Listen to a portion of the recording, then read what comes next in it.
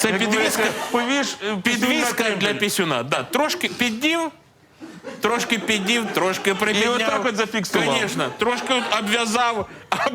І пісюн і отам от пісюнчик, да. В тебе отут, отак от. Ну, Діду знайомий. Ні, перестань.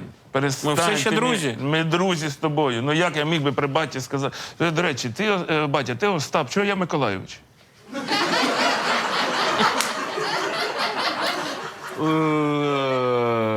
Дякую, батя, я так і знав.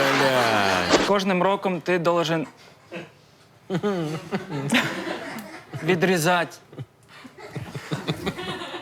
і розуміти, що ще треба щось зробити корисне в житті. Ти можеш пернути себе ножницями?